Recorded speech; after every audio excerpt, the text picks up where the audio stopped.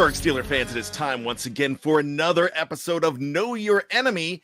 My name is Bryan Anthony Davis from BehindTheSteelCurtain.com. Geoffrey Benedict is off on family obligation, or like I like to say, assignment, because it makes him sound more official.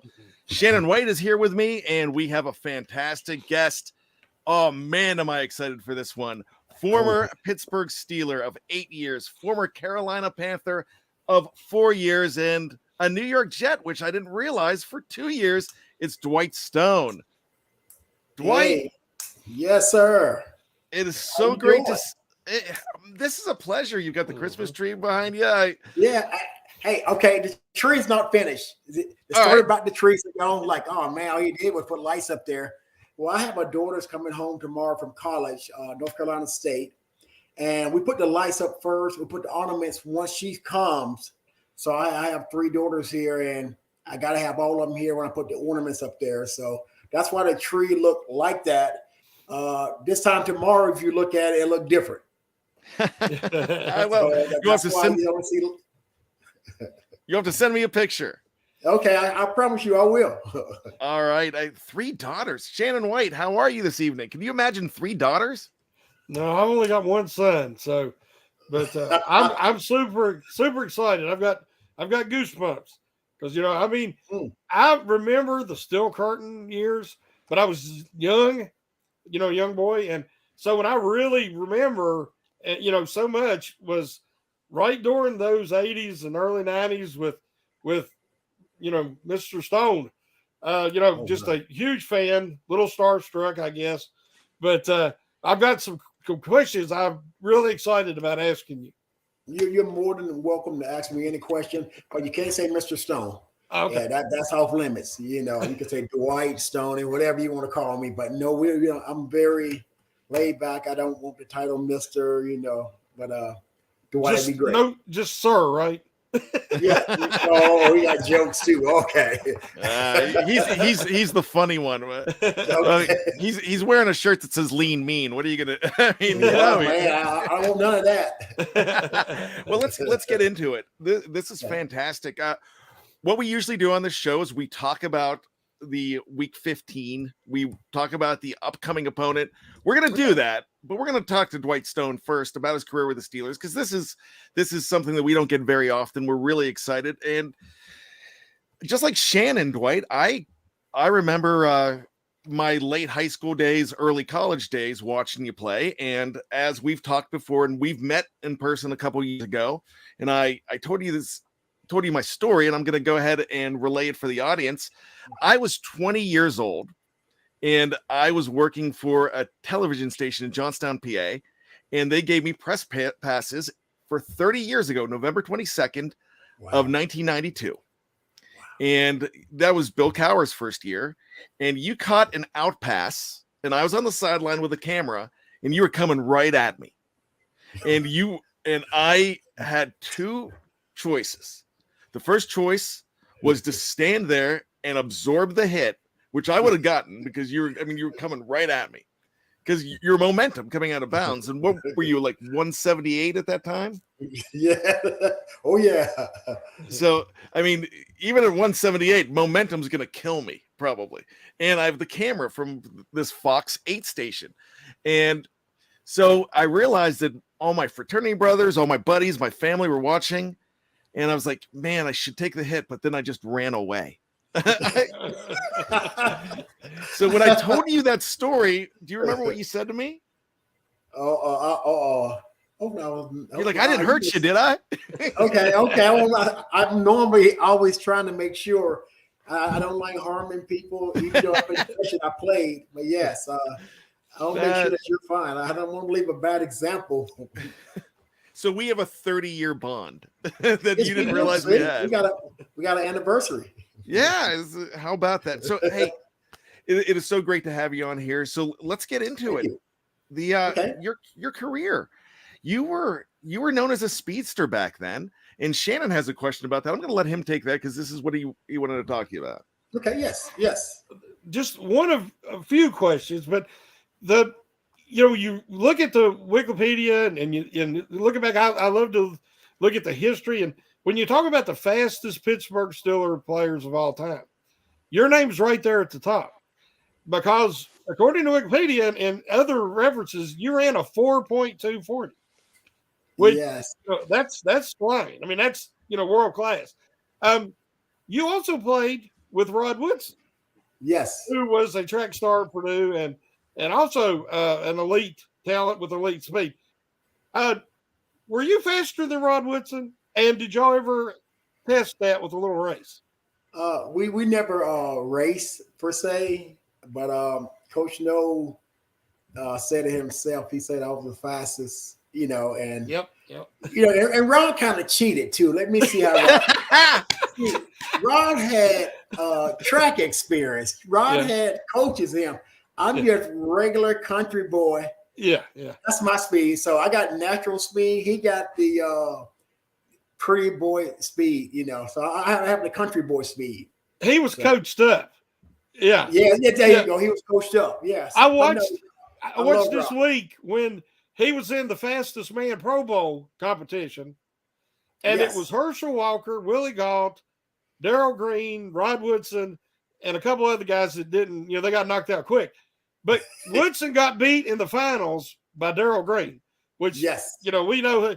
But I think Darrell Green's speed was around 4.2. So, you're talking about your speed Darrell was right Green. there with the fastest guys the NFL's ever seen.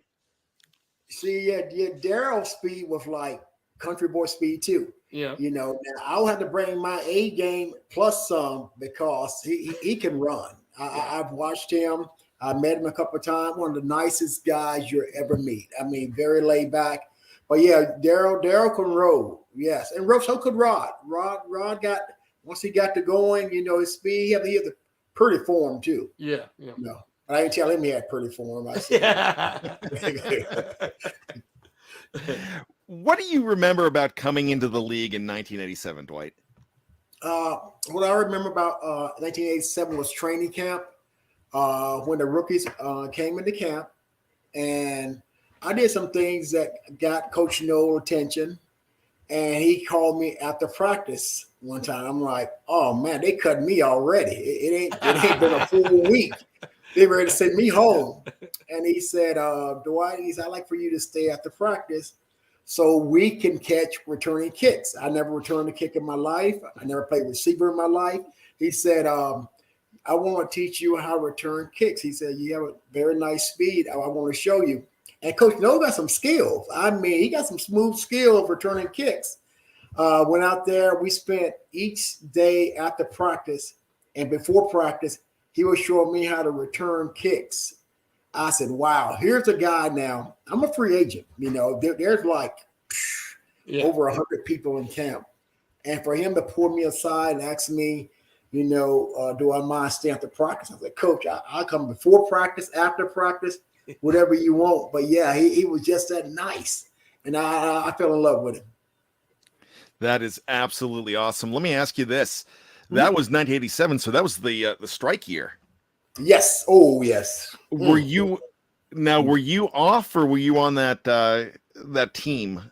The first we had a meeting. Tunch Ilkin had a meeting. I think at Cheers, a place somewhere downtown. It may not be Cheers, but it was downtown Pittsburgh after our first game. He said, "All right, guys, we're getting ready to go on strike." I'm like, "What the heck is strike? What does that mean? We going to play in baseball, or what are we doing?" He said, "Well, we haven't come to an agreement, the player association with the team and all this." Right? I said, "Okay, I'm still confused." All right, guys. So starting tomorrow, we're not showing up to practice. I'm like, "Do we still get paid?" He said, "No." So we went on strike. So for the first two games, I'm a rookie. I'm only free agent make the team. I'm just barely on the team. So I take the first two games off. I call in to Coach No, and I call in Coach Dick Holtz. I said, "Hey, I want y'all to know I want to be there." I say, I'm new at this game, and I don't want to make guys mad at me. I said, "What should I do?" And then I read what Mike Webster came in, a couple of Ernest Jackson came in. I said, "Hey, I don't want to cross the line, but I need to cross the line because I'm making minimal. I'm just I can't do like some of these guys who have big contracts. So what I did was after the first 2 games, I came back and I told the guy, I told Tunch why. I said, man, I'm a free agent. I said, I can't afford to take time off. I said, I'll get cut. Some guys who came back after the strike did get cut, and they lost their jobs. Yeah. Wow, So, I wasn't aware of that. So that was kind of like, but one of the main thing that happened on 87 was Mr. Rooney, the father, came to me in the locker when I made the team the first time we got back to Three Rivers. I'm sitting in my locker and I see Mr. Rooney walking around. Okay. I see him coming toward me. I said, well, he ain't coming toward me because he doesn't know me.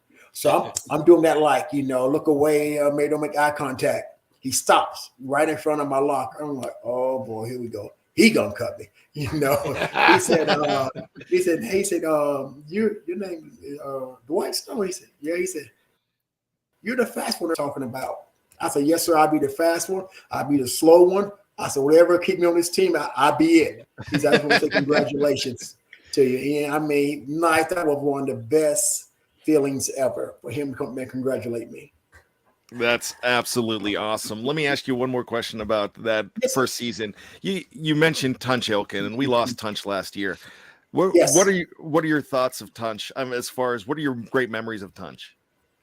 Tunch was face value. I mean, he was. I got there as a rookie. He was helping me out. Here I'm a guy. You got veterans. Some veterans, standoffish, but Tunch was the kind of person that came up to me, hey Stoney, what you need to do. I mean, that's one guy. If you had a problem with Tunch, it was you.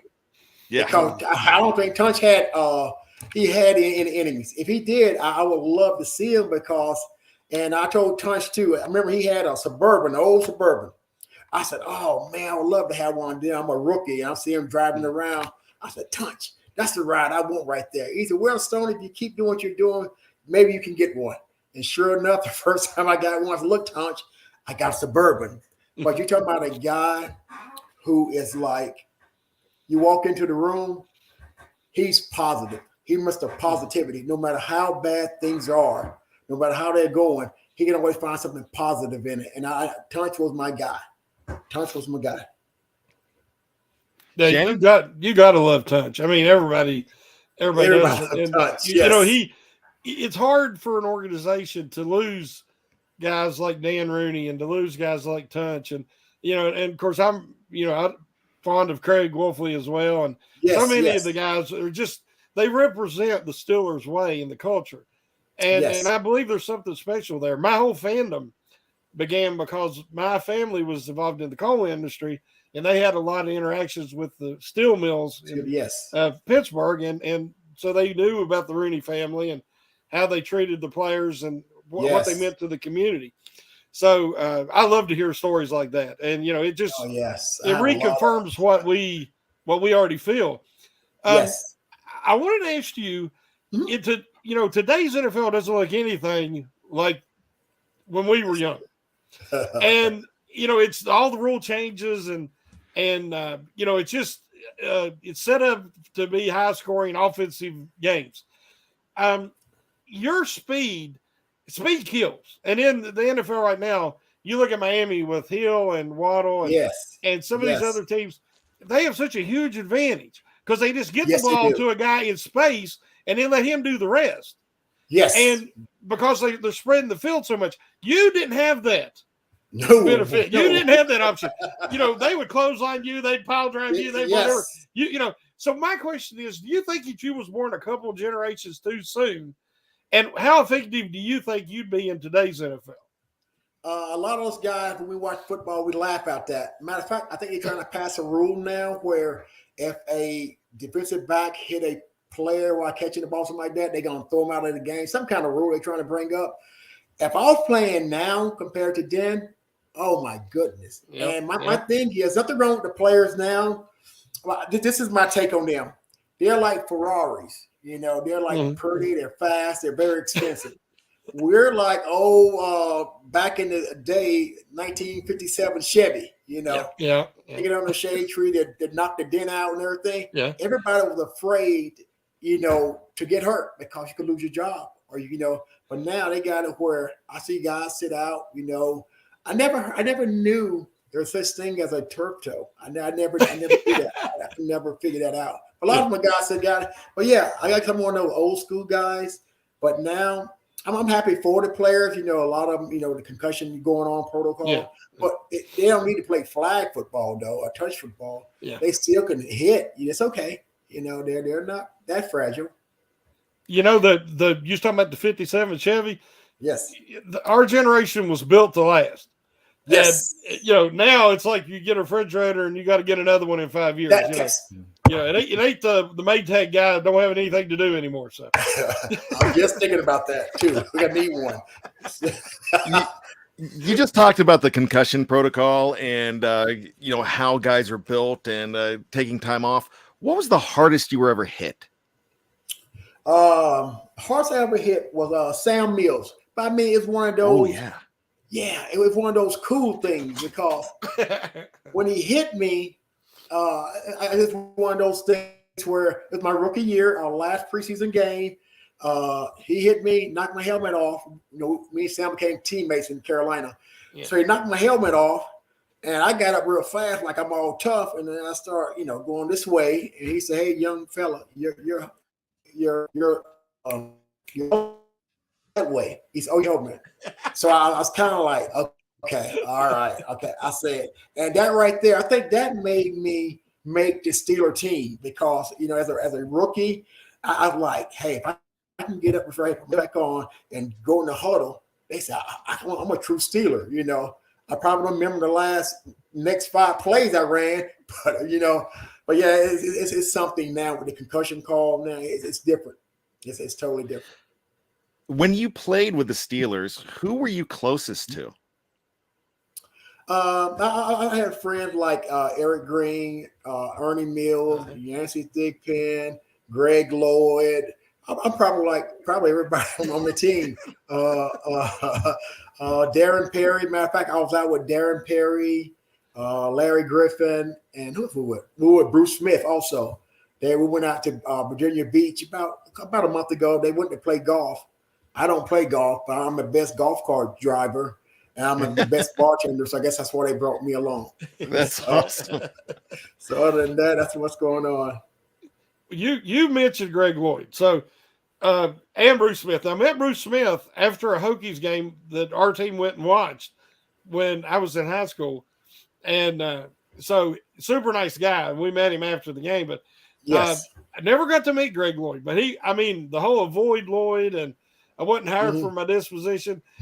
He brought that intensity that the Steelers. It went from Jack Lambert, then it went to Greg Lloyd, and of course now the game is so different. You can't play like that anymore. I mean, James Harrison. James Harrison was like, but you can't do that. And I understand player safety, but they just brought an edge. But I've said for a long time that I thought Lloyd was kind of a enforcer in his own locker room. Yes. Because like that Super Bowl year in '95 when y'all guys were losing to the Steelers were losing to the Bears there, and he went over to Neil O'Donnell and give him a talking to in the third quarter, and then O'Donnell got his act together and they won that game.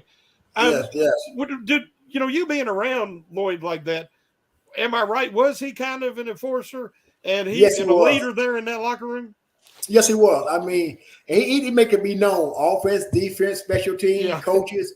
Lloyd was that type of player. And you mentioned him and Bruce Smith. They were playing golf together, and they were like two women the whole time, back and forth. I'm like, would you? I didn't mean women as women are bad, but I meant like they was kept talking to each other, trying to egg the other one on, and they kept. I just started laughing. But yeah, he was an enforcer. And I tell you, and Kevin Green, he was an enforcer in a way that he just showed up and just did his work. Yeah. You're talking about a guy who works hard. Kevin Green, I mean, he was just a phenomenal person and athlete. and he worked out like you would not believe. So you played with both Kevin and Greg in Carolina, right? Yes. I think me and Kevin came down a year after, I think, after me, but him and Lloyd came down. But Lloyd had that staph infection Yeah.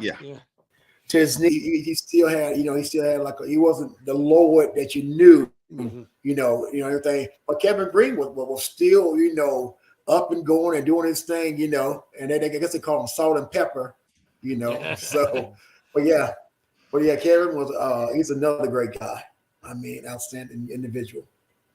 Wow. What is your highlight of your career? I know you had that big game where what did you have, like a 97? You had a huge game against, was it the Jets? You had a huge game against.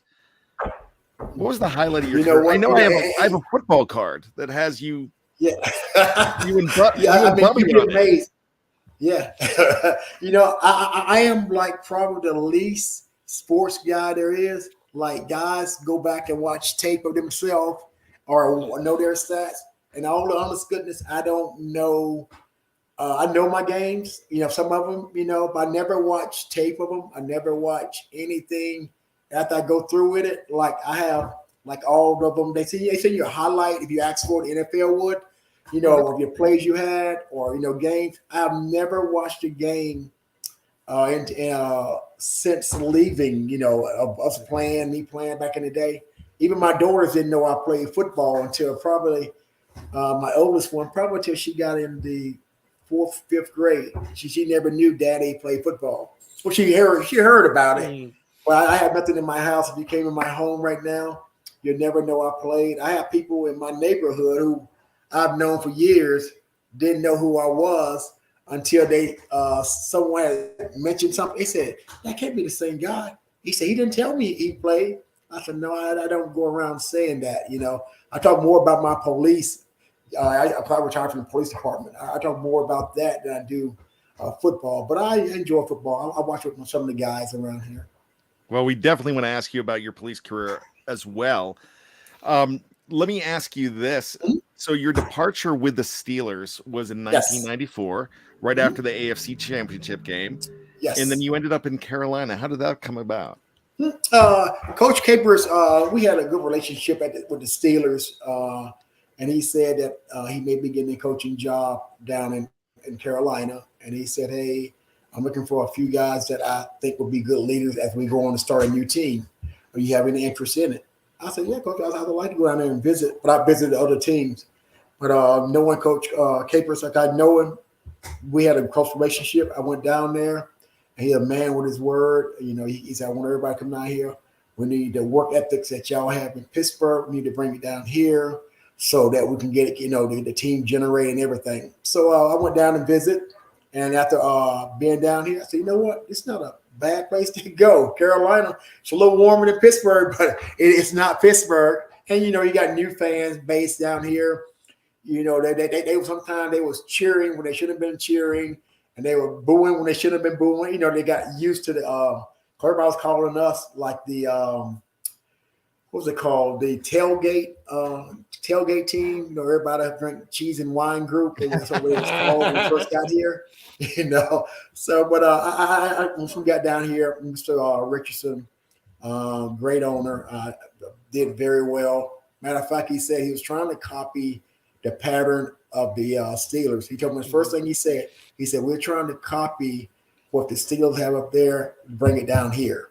And I told him, I said, it'd be like the Rooneys. I said, it's just, you can't be that way. It's just you. You can't build that. You can't get it. You got to be in your heart. I said, you can't teach that. Yeah, there's really only one Rooney's family, especially Dan Rooney and yes, and one Chuck Noll. I mean, Chuck Noll was, the Steelers have had 3 coaches in 50-some years, so that that says a lot about their loyalty. Yes, it does. But you mentioned how Lowe kind of took you under his wing and really worked with you, and he didn't treat every player the same based on the stories that I've heard. And if he took a liking to you and he liked that effort level and he thought that he's seen untapped potential, he would spend that time to help work to get you there. And that's why the dynasty happened, was partly because of course Nunn and the scouting department, but also because of Noel. He had a knack of identifying and developing talent, which is something I think that the Steelers are struggling a little bit with right now. Mm-hmm. Yes, I totally agree. So you had 3 Hall of Fame coaches that you played under. That is absolutely incredible. So you already talked about Noel. So we know there's differences between Cowher, Parcells, Noel. How different were they, and what were your perceptions of each one of them? Okay. Coach Noel was more of the father figure. He led by example. He's very few in words. If he tell you one time, he expect you to know the next time. Or if he's correcting somebody over here, he expect you to know why he's correcting him. He don't like going back. I corrected him. You did the same thing he just did. Why would you listen to what correction I was giving him? Mm-hmm. And now Coach Noel was like, hey, he's all about, you may be mad at me, but I'm going to discipline you. You'll get over it, until you get yourself back, you come back in it. Coach Cowher, more of full of energy. He played the game. Yeah, I think every once in a while, I think he want to put the pads back on and go play again. I'm shocked he didn't. He's very energetic. I mean, he was more of like in your face, the screaming, the intensity. Well, Coach Noel more like, hey, I'm gonna say it in this tone of voice. This is the way it's gonna be. This is the way it's gonna be. Coach Parcells, as a matter of fact, I had Coach Belichick was defensive coordinator when I was with the Jets. How about that one? Yeah. And with Coach Parcells, mind games, straight up mind games. I'm walking on the field and just got there. He said, Stones, you've been around for a while. He said, so you got your, you got your horns. So your horns are pretty long. So we're just walking, and some young kid, rookie, wasn't doing anything wrong. He just walked right by us in front of us and went to practice. And he said, look at that. He said, And the poor guy walking beside looked at Coach Noel, and I'm not Coach Noel, but Coach Parcells looked at me and him, and Coach Parcells, he shook his head like, that's what I mean. You see, he paid attention to our business, and he paid attention to his own business. He played mind games on you the whole time. And on Friday, you think you can run through a brick wall. He will have you thinking that you can't do nothing right. You can't do this. He can't play. But on Friday, he will say, you can do this. He had just some confidence. And he always said, I can tell you when we're going to win a game. I said, well, Coach, I said, how you know we can tell when we're going to win a game? Or he said, when we can have a good game. I said, how you know that? He said, well, depending on how the practice go. He said, better yet, depending on how much vodka I have left at the bottle I start on Monday, I know by Saturday how much I drink of it, to see where we'll be at. I'm like, okay. So you go by the bottle where we at. Very laid back, love him. And matter of fact, Belichick was going to be the coach for the Jets, but I don't think he didn't like, I guess falling by being by Parcells, because he would been the president, I guess one of the guys at the Jets. I think he's wanting to get it away. Well, I think he did pretty good for himself, Belichick. He not bad. That's me. The jury's still out, but it might work out. Well, yes. We're going to go to break soon, but I've got one more question for you. Then we're going to get on to week 15 and ask you some questions about the Panthers and the Steelers. Of course. So your career after you left the Jets, you went into the police department. Was that in Mecklenburg County? Yes, Charlotte Mecklenburg Police Department. Yes. So tell me about that, because that's just that is, for all of your heroics on the football field, that's even more of a hero. That makes you even more of a hero to me. So I think that's fantastic. 15 years, correct? Yes, sir.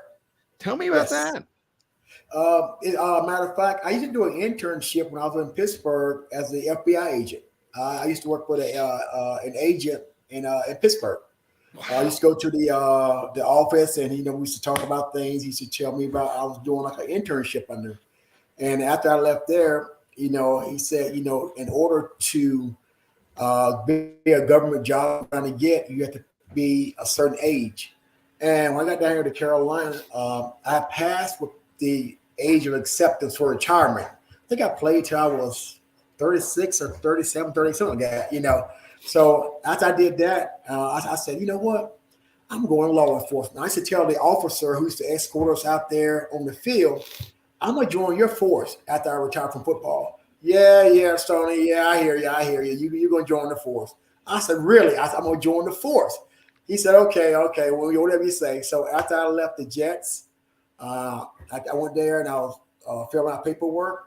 And I called the gentleman up. I said, hey, I want you to know, I just put my papers in. He said, for what? I said, be an officer. And sure enough, when I got there, they thought I was doing a stunt with that. I said, no. I said, when I start something, I said, I'm going to finish it. I've had more people come up to me and apologize to me about saying that I thought you was some stunt. I thought you was trying to get attention and all that. But now they said, we have utmost respect for you. I said, I appreciate it. I said, I like to give back. I said, I've been blessed. And I said, I want to be able to bless people who really need for help. So that's how I came with. Thank you for your service to Charlotte, and that's just absolutely amazing. Did you have any moments that were more petrifying than you ever had before in the football field? Oh man, I can tell. Well, I don't know if it's allowed, but I can tell you about when I was being trained, being a trainee. That I had went to a call that they said, "Hey, pedestrian hit on train track on Tyvola and Woodlawn." Okay, a train hit by a train. We get on the scene, first one on the scene. We get on the railroad track. It's a little gruesome, so I'll let y'all know now. We get there on the Tyvola and the Woodlawn. We look and we see the train about a half a mile down the road. I mean, down the tracks, and the conductor's running back toward us, pointing like over there. I'm like, what's it right over there? So as we're walking down there, we found a pedestrian. He got hit. And if I could tell you some things, description of that, you'd be like, oh my goodness. I'm like, whoa. So yeah, I mean, when I got there, can I say, y'all, you know, as I was getting closer to the body, I saw a foot over here. I saw a hand right here. His body was twisted. I mean, and I had to be the officer, you know, to check for identity.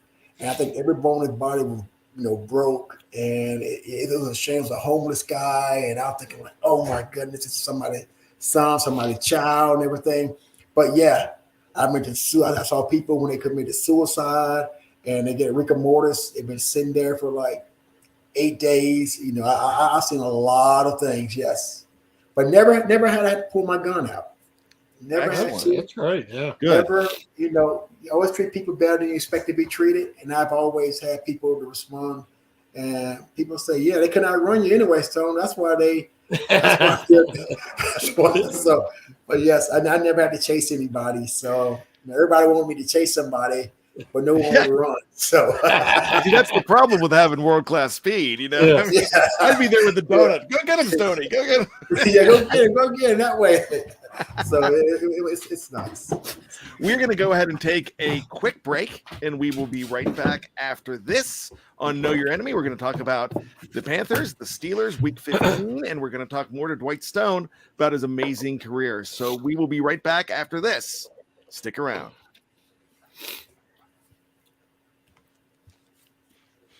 Welcome back to Know Your Enemy. My name is Bryan Anthony Davis, along with Shannon White, in for Geoffrey Benedict, who is on assignment. Geoffrey is going to be bummed he missed this because a fantastic guest tonight, and I'm really proud. The live chat just said, "Hey, you guys are killing it lately with guests," and this is the guest I'm most proud of because we've never had a former Steeler on this show on Know Your Enemy, so it's great to have Dwight Stone. I'm gonna even stop calling former Steeler. I'm just going to see he's a part of the Steeler family. and do you get back to Pittsburgh, Dwight? Yes, I was back, and it worked out great. Me and the family, my girlfriend never went to a game in Pittsburgh, and it just so happened it was Ben's last home game in Pittsburgh, and I kept telling them, I said, it's going to be cold. No one believed me. I said, listen, it ain't Carolina cold. I said, this is going to be cold. Oh, we got this, Dad. We ready. We get there a couple of days ahead of time, and the temperature started dropping. It's like, oh, Dad, we got this. I said, no. You realize you're walking from the car to the store. That's only like a 5-second walk, and you already saying you're trembling. You wait till you, and just so happened that night, it was cold. And we brought all kind of hand warmers, but they had the best time. They said, Dad, I was so cold, but it felt so good. I mean, because the fan was there, Ben was retiring. It was around a great group of Steeler fans. We just laughed and had a great time. And I wouldn't trade that for the world. Where did you sit? Did you sit in the suite or in the former players' suite? I want to sit with the fans. I never actually felt, at a game, because usually I'm playing the game. So, but I just want to feel a real atmosphere, how people really act. They really crazy like they say they are. Oh, they are really crazy like they say they are in a great way, though. We had the best time. Well, I mean, that group where we stayed, they probably still laughing about me over there. Did they know who you were? One guy next to me said, I know who you are, but I'm not going to say anything. So the guy said, I know who he is. That's the way he's on right there. I'm like, oh, boy. I mean, but people were very nice. It was cordial. I was there with my family. And between different breaks, I talked to them, take pictures, we'll laugh, and, have a great time. I said, hey, you know what? I'm a fan just like you now. I said, I appreciate y'all, supporting us. And I said, the guys really appreciate it. I said, y'all don't think that they don't hear you out there on the field? They hear you. Believe me, they hear you when things are going good and when things aren't. But I told them, I said, it's very much appreciated. Yeah, I've talked to different people that were there that night, and talking about the electricity and the what an emotional, special thing to experience with the franchise quarterback. Yes, so I'm so glad y'all was able to experience that, because that wasn't just any game, that was the game. No, to be at. As far as this year's team, I'm sure you still follow and keep up with the Steelers. Yes. What has been your first impressions of Kenny Pickett? We've had a lot of discussion. There's a lot of opinions both ways. Yes. I've always said that he reminds me, with his charisma, his arm talent, his anticipation, his leadership qualities, reminds me of a young Joe Montana. Because when Montana came in the NFL, he didn't have immediate success that he did later on with Bill Walsh, of course. Mm-hmm. But you can see it. And it's kind of like what you're kind of seeing out of Pickett. Is there anybody from your time that he kind of reminds you of? That's a great question. I'm trying to think. But yeah, one thing about him, like you say, he's very laid back. And that's one of the things that, and also too, I'm trying to think of somebody at the same time, but coming in to the NFL, that's just like taking someone from Pop Warner and telling them to go to play high school straight from there, because the game is a lot faster. You got linemen can run faster than quarterbacks, and everybody who's there is there for a reason, and they want to stay there. If you're gonna stay there, you're gonna do your job. And they put that young man out there. I know they brought another young man, to try to give him that little cushion time. I think he should have had a little cushion time, because he throw a good player like Pickett in there, and you can mess them up their career if they're not, careful. You want to keep his confidence going. You want to know that it's going to be okay. And he's doing a great job. I mean, for his age and for him to be around all them grown men, the way he's handling things, he's doing very good. But yeah, he does remind me of Joe Montana, cool Joe, easy going. Matter of fact, he does remind me of the guy from the Bengals. That guy, I ain't gonna say quarterback, is down there, one down there now. Who's just doing a good job, for them. But yeah, I think Pickett, they got to protect him too. I mean, you got to put. You just can't throw the poor kid out there. And the linemen, I know they're doing their best. And and anytime you're another defense, the young guy, you will send all kind of things to try to confuse him because he's not used to it yet. Take your bumps and your bruises, but he's going to be okay. He's a good one. When you go ahead and take a look at the rest of the Steelers offense, and you mentioned the offensive line, who do you feel is the most dynamic player on that offense as far as the skill players go? Wow. Oh, my goodness. Would it be Najee or would it be somebody like George Pickens? See, I think it'd be Pickens. I mean, well, no, it depends on, I think Najee, I mean, last year was like, boom, he came out like nothing was nothing. 1,200 yards, yeah. Wow. Yeah, I'm trying to, that's a great question. I mean, you throw some question at me that I can't even answer, but yeah, that's a great question. Well, let's just go ahead. Let's pivot a little bit and let's talk about George Pickens then. So just a couple weeks ago in Atlanta, he was in his hometown. Did have a little bit of a discrepancy on the sidelines. Let's put it that way, because he wasn't getting a chance to get the ball. He only had 2 targets in that game.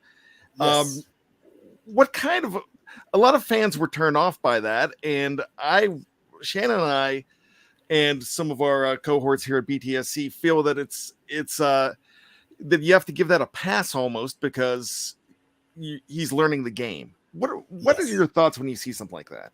Yeah, I mean, and one of the things too, like you say, is learn the game. I mean, it's easy to sit at home and critique everything and say, we should have did that, or we should have did this, or we should have, and being that he's young, and usually you have usually most time you have an older player, to try to groom some of the younger players. And I think he's going to be okay. And people just got to learn to be patient. One thing about Pittsburgh can let you know how they are. They don't care if your first year, your second year, whatever. But, the young man, I think that it's just a matter of growing up. And a lot of things is, in college coming to in the NFL now, it's a lot different. Back in the old days, a lot of people, I think, are humble and your role. I think everybody want to be a superstar. Everybody want it now. They want it. But, like me, when I came in there, I knew my place. Like if I ain't get the ball, I ain't get the ball. I can block or whatever I need to do. But everybody want to be the star, and everybody should be playing their role. And you see a lot of teams that have a lot of role players. They're doing good. Hey, just know your role. But everybody want that limelight. Everybody want TikTok. Everybody want, it's right here. But they keep their work ethics going. It'll come to you. You don't have to worry about like Tyreek Hill. That you talking about working hard, and from one team to the other, everybody said, oh, he's gonna drop when you get a Dolphins. He hasn't dropped yet. But it's just a matter of just knowing your place. Well, you played for 3, as we was talking about, Hall of Fame coaches. Yes, sir. I cannot imagine any of those 3 coaches putting up with the stuff that happens there. Oh, man. But the difference is with the salary cap and free agency, it's so different now. And then you have players like Antonio Brown that will throw a tantrum and force their way out. And you're seeing that happen more and more. So it allows things going on. Again, a leader like Greg Lloyd, if Pickens would have been doing that back in the day when you was playing, he wouldn't. Nobody wouldn't have had to win over one of the players. I mean, Hayward tries, but it's a different NFL.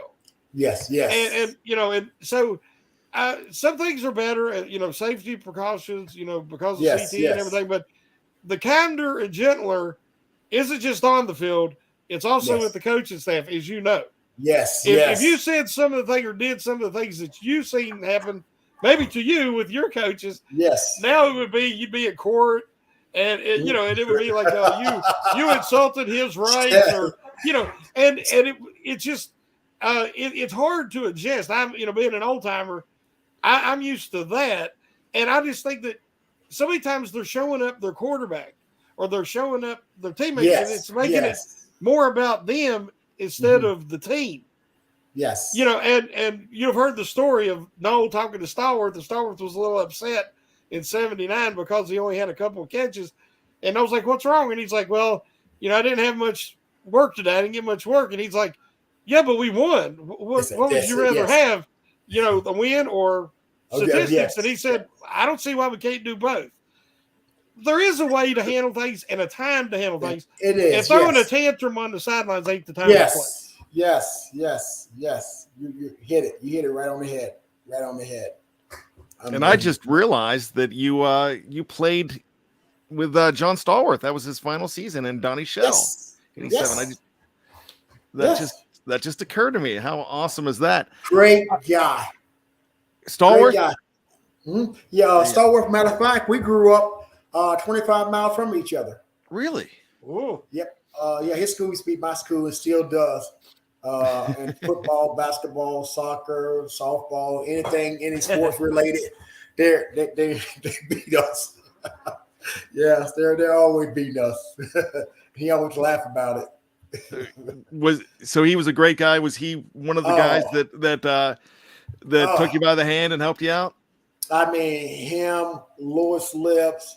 I had Ernest Jackson, Frank Pollard. I mean, I had so many guys. Gary Anderson. Gary used to help me out, and I love Gary accent. I said, God, I love your accent. You know, but I mean, Gary. You know, and he'll think, Stoney, come here. I said, what? He said, why are you not doing anything? I said, Gary. He said, just because no one's doing it, don't mean you shouldn't do it. So I was like, okay, Gary, I'll just start doing something. He said, never get caught doing nothing. Look at the kicker, the little guy. I was doing something. That's awesome. Said, you want to be here? You doing something. I'm like, Gary, you know, and that's not a bad guy to talk to. I lasted 14 years. I guess he did know a little something. Yes. Yeah, I think he did okay for himself. I told him. That guy deserves to be in the Hall of Fame too. Oh man, I mean, have anybody heard from him? I mean, I haven't heard anything about Gary. He's up in Canada. Oh, really? If I'm not mistaken, he has a fly fishing business or something like that. Oh, really? Yeah. So he's up in Canada. One of my first interviews was with Morton Anderson, and I was talking to him about Gary Anderson, and Morton was talking about how this guy deserves to be in the Hall of Fame more than anybody. Yes. So I would love to see him get in. That would be absolutely amazing. I am totally with you on that. Let's talk about this week's game. Carolina, do you get to follow the Carolina Panthers a good bit? Yes. Matter of fact, I'm one of the legends for them down here. I do a lot of speaking engagement for them, appearances for them. You know, so I stay active with them. You know, being I'm in this area, I'm not in Pittsburgh, so I do a lot with them. So this team's like the Steelers; they're in transition this year. Yes, because but they've done it a different way because they've spent a lot of draft capital on quarterbacks with Sam Darnold and now Baker Mayfield and now whoever out there. I guess it's Sam again this week. Yes, Sam. Yes. So they did have a big win last week over a very good Seattle team in Seattle. Yes. So what do you think that this week looks like for Pittsburgh and Carolina?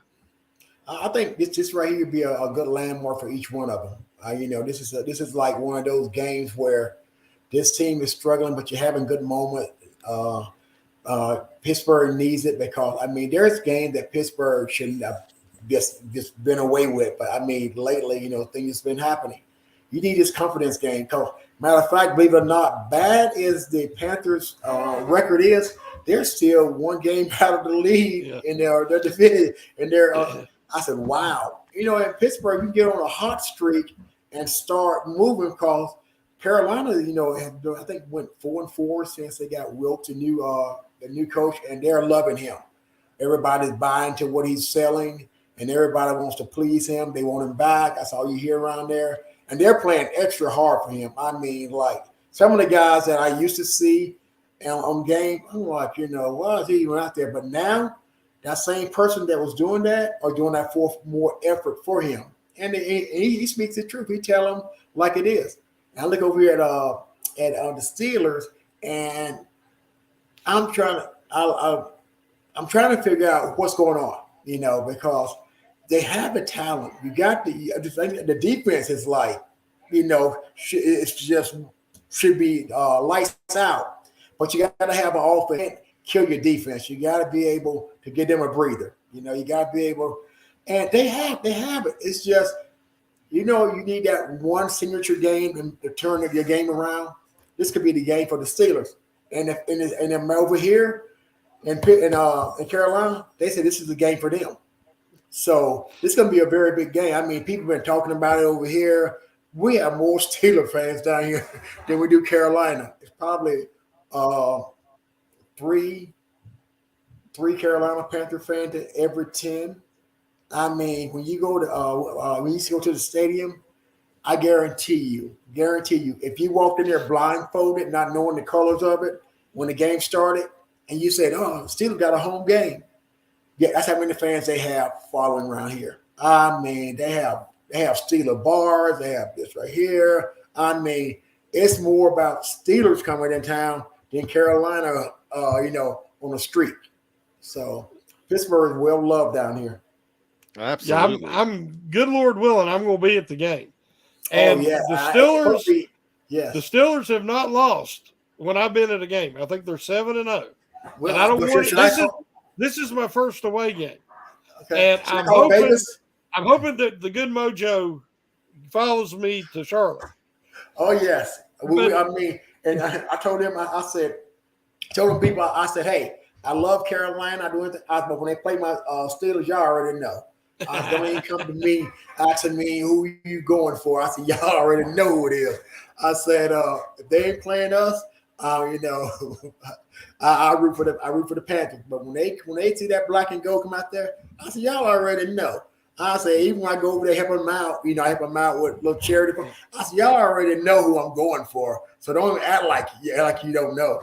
Tell me you helping out the Panthers. I said, I know. Matter of fact, Mr. Tepper, the owner, used to have some kind of percentage in the Steelers.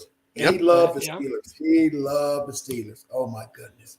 I think if he could take the Steelers and move them here, he would. But yeah.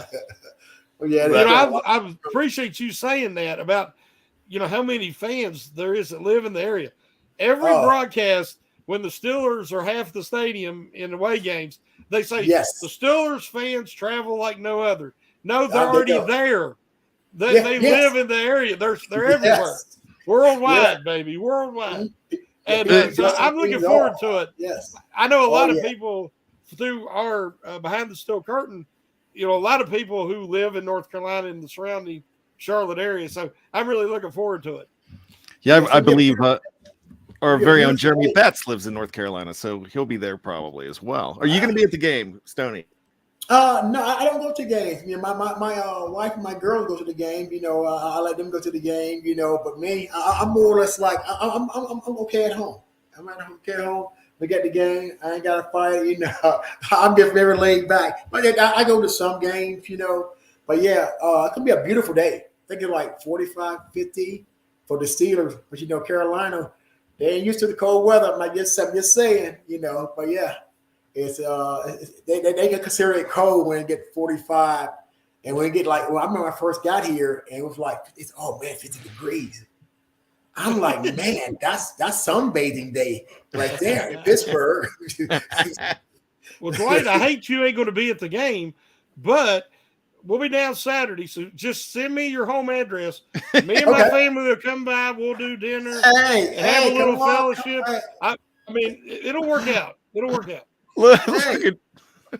Yes, I mean you have no place, you have no problem finding Steelers hangouts. Believe me. Oh my! Look at Shannon invite himself over. Yeah. Come on! Hey, come on! I know some people said I can barbecue, I can grill, I think I can do it all. But yeah, anytime you come down here, I mean, really, if you need a place to stay, God knows you're welcome. Well, it is my dream to get to a Carolina game, and I will look you up as well. We got to do this. this is a tradition we do on every Know Your Enemy. We ask our guest to make a prediction for the game. So we're going to put you on the spot. We know who you're rooting for, but we're going to put you on the spot. Right. I'll go with Pittsburgh 28-10. Nice. Ooh, I like it. Love to see that. I think yes. Even though Carolina is hot, right now, but they ain't really been hitting the mouth on a cold day. It's easy to do when it's warm. But when you get hit in the mouth on a cold day, it's a great day for the Steelers. The ball feels different. The hit feels hurt a little more. But Pittsburgh, it's like, oh man, this is ideal weather.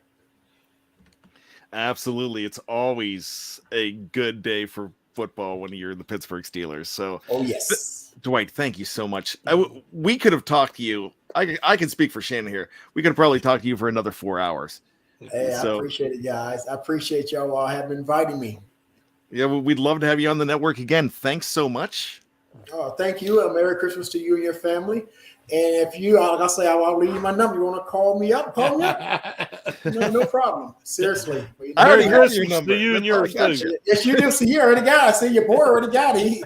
He left you out, Shannon. I'll give it to Shannon. We'll talk, the three of us will talk offline. Okay. Thanks again so much. Programming note, make sure you check out tomorrow morning another episode of The Stat Geek with Dave Schofield, who was in the live chat tonight as well.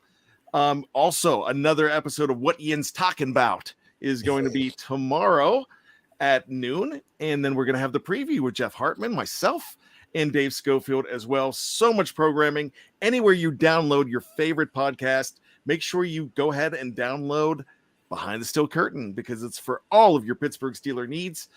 For Shannon White, for Dwight Stone, my name is Bryan Anthony Davis. Thank you so much for hanging out with us tonight. It has been epic. I love it. Dwight, anything final? Anything to say? Anything final? Yeah. Yes. I appreciate everything Pittsburgh done for me. I mean, the Rooney family. I mean, the fans. I know we had some good times, some hard times, but one thing you can know, that's always my home. Black and gold. I love it. Can I say one more thing? Yes, you can. I've never asked for an autograph from anybody. I've shook hands with plenty of guys and just thanked them for how they played. And I'd say thank you for how you always represented the Pittsburgh Steelers. Thank you very much, buddy. I asked for autographs, sorry. And I have a Dwight Stone. Yeah, I'd be more than glad to send you one. I'll send you a picture.